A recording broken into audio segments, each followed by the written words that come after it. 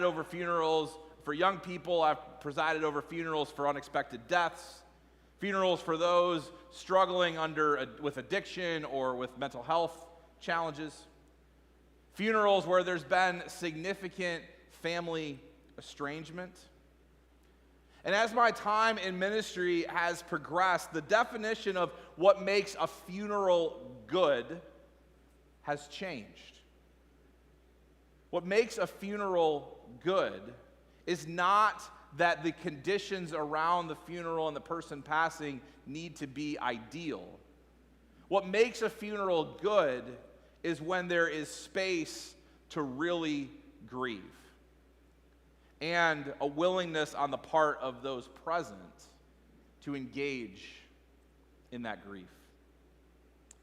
I heard a talk by Thomas Lynch. He owns several funeral homes here in southeast Michigan several years ago.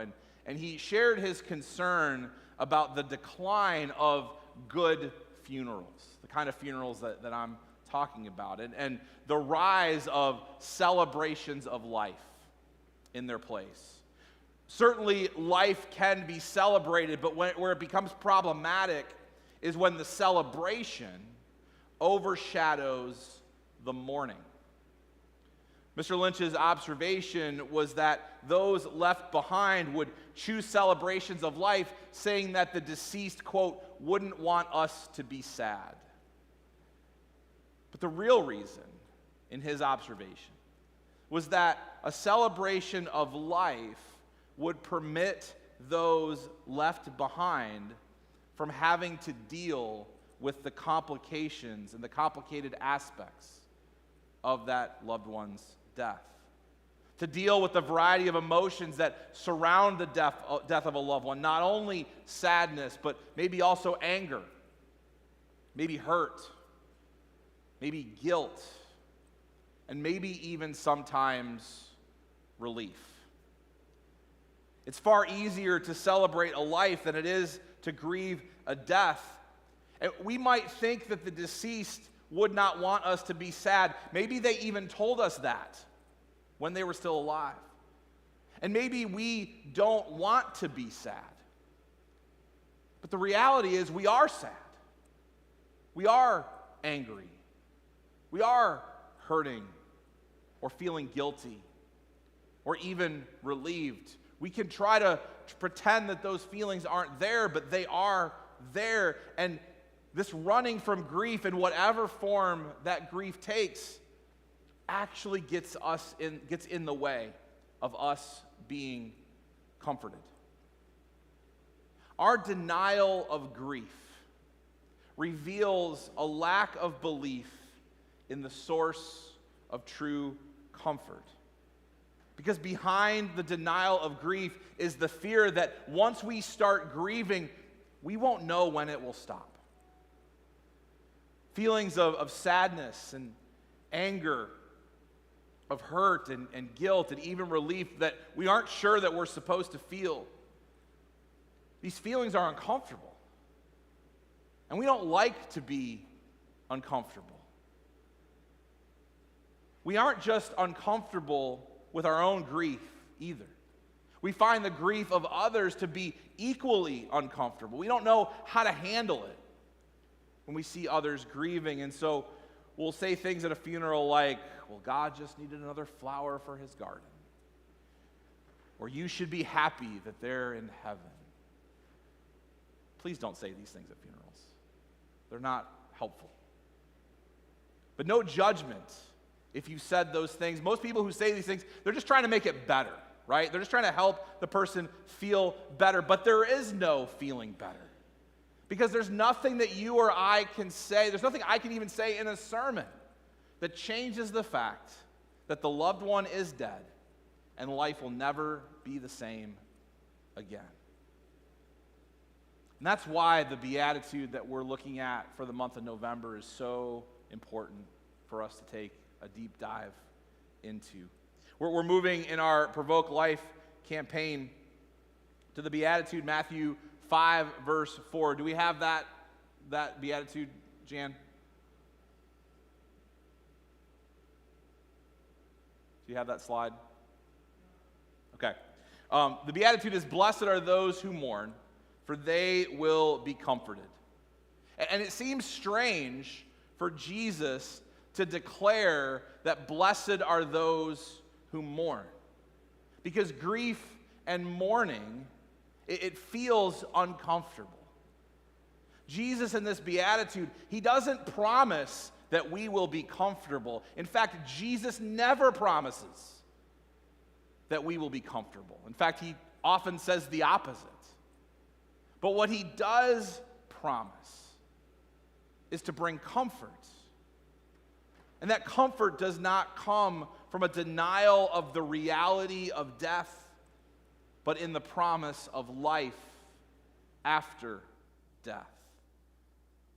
That's where the blessing is. In our experiencing of our grief and our making space for the grief of others, the comfort of Jesus breaks in, and that is where the blessing is found. In the comforting presence of Jesus in our grief. Because when we fully grieve, Jesus is fully present. In our gospel reading this morning, Jesus was called to the family of a beloved friend named Lazarus and his sisters, Mary and Martha.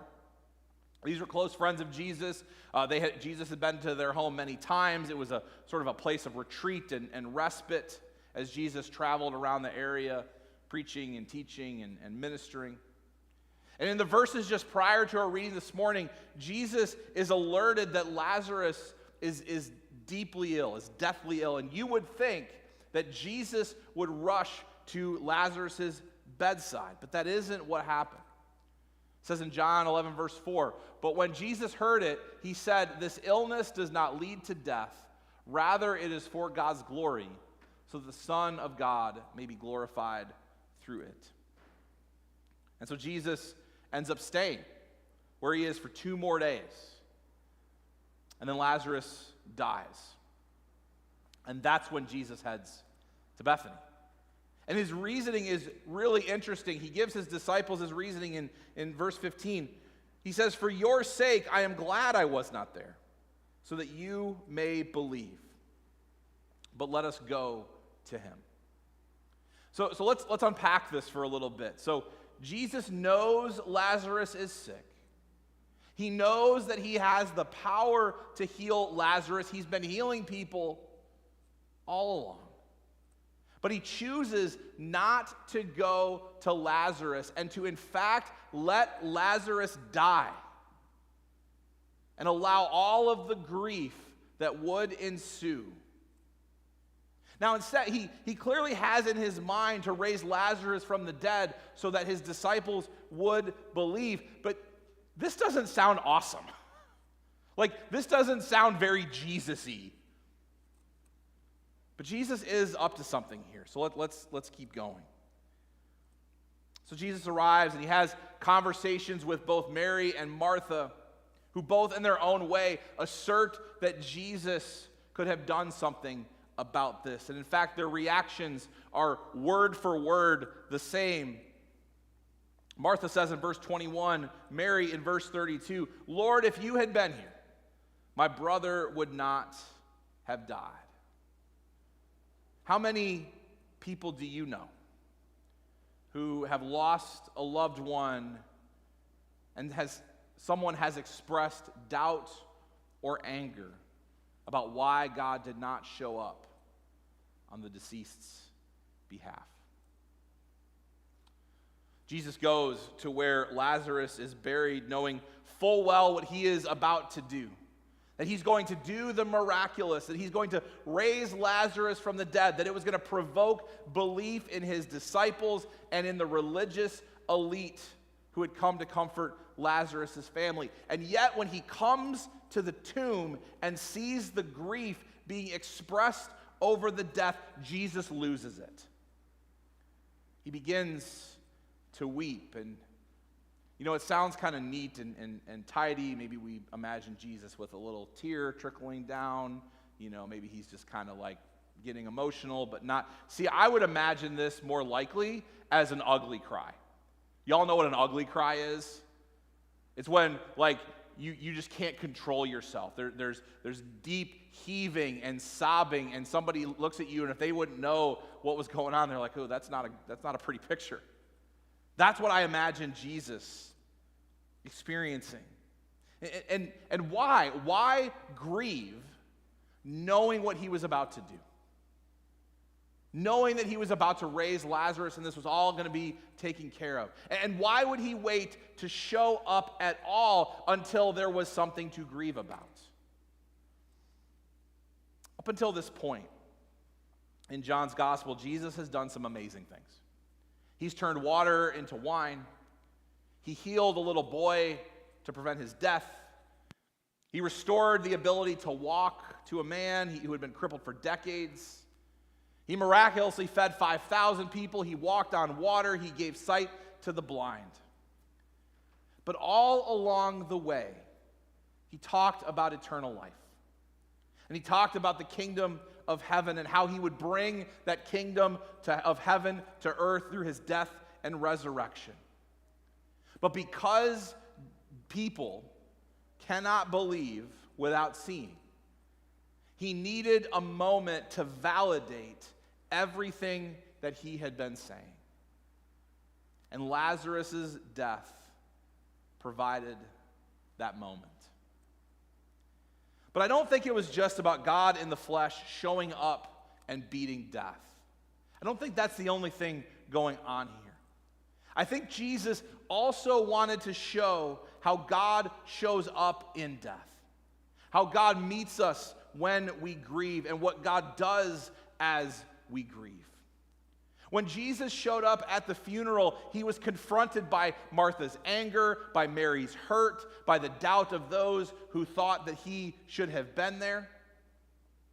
And because Jesus is not only fully God, but fully human, perhaps there was even a tinge of guilt in his heart because he didn't come. Perhaps that was where some of the emotion was coming from. Those who grieved were astounded by his reaction. It says in verse 36, the Jews said, "See how much he loved him." See how much Jesus loved Lazarus. Jesus was fully present for the gamut of human emotions that flow out of grief. He validated the words of his teaching on eternal life, about his death and resurrection and the coming of the kingdom, and the words he spoke to Mary upon to Martha upon his arrival. I am the resurrection and the life. Whoever believes in me will live even though they die. Everyone who lives and believes